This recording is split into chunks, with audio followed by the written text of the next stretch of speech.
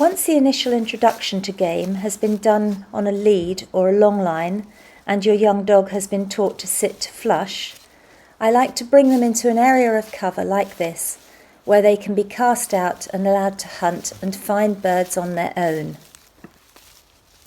In cover like this, the birds are more likely to sit tight, and that'll give your young dog a chance to find them and come on point and hold a point, rather than a running bird which would make the dog get more excited and be pushing it up quickly.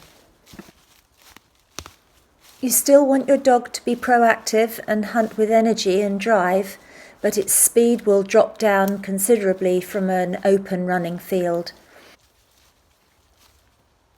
And this is something that it has to learn through experience. It'll bump birds if it runs too fast in cover like this, and it will miss birds as well.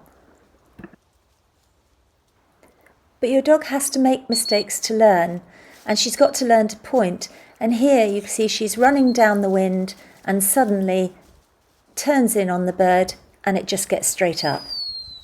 So be quick with your stop whistle. On the wing beat of the bird, you must blow your stop whistle, and if your dog doesn't sit, move quickly towards it and make sure that you get it to sit. She gets a stroke at the place where she sat before she's cast out again. Now her next bird she ground scents her way to, nose right down and then turns on it and has a short point before it gets up. And she goes to stand, but with my stop whistle she does sit and stay in the same place.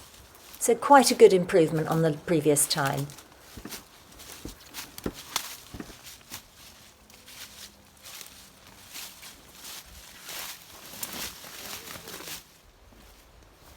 But a dog with a good nose will soon learn to hold off its birds and point them rather than have them jump and fly off straight away. And here a perfect example, you'll see Oxo turn, lift her nose and bang, she's found her bird. She then cleverly moves in as the bird moves and holds the point very staunchly, but the bird is going to go. So again, you get your stop whistle in firmly as the bird flies, get forward, praise your dog, keep it calm, make sure it doesn't run in. And do let your dog hold the sit for a few moments. And so long as your dog doesn't go charging off in the direction of where the bird flew as if to chase, you can let them just go to the area where the bird sat and enjoy the scent. Although Oxo was more interested in hunting straight on here, this didn't work very well, so I just picked her up and took her away from the area so we could start afresh.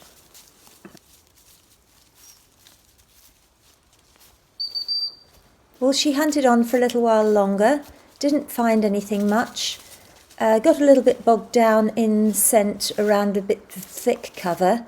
But you know, they're not always going to find. There's often residue scent, and that in itself is a learning curve for a dog. It has to understand from its nose when a bird is there and when a bird was there but has gone.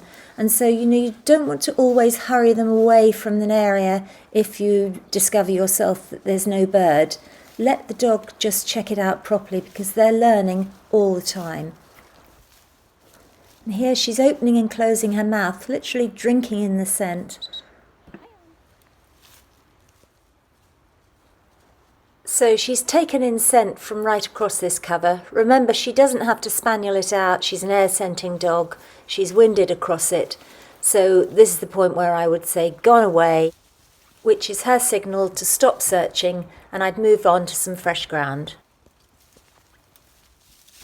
So right at the end of the session, I've set up a retrieve for her. It's some cold game, a pheasant, the birds that she's been hunting, and I think that's a nice association for her to have a retrieve on the birds that she's been hunting for the session that she's just been doing, to give her that connection.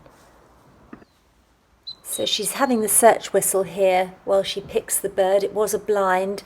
I know it's in cover and we can't quite see her, but she has picked quite a lot of game now and she's reliable. But she's obviously got it in the brambles here and she's got to actually get it out of the brambles and pick it up. So that's why it's taking a moment. And she's had enough birds now to pick them up in the middle and know how she wants to carry them, and that's a lovely thing that she's learnt. Remember, stroke before you take the bird so she doesn't spit it out the moment your hand moves down, and then get her to sit nicely afterwards so you get that calmness and that control into the dog before you move on to do the next thing. Although she's finished now, she'll be off to have a play.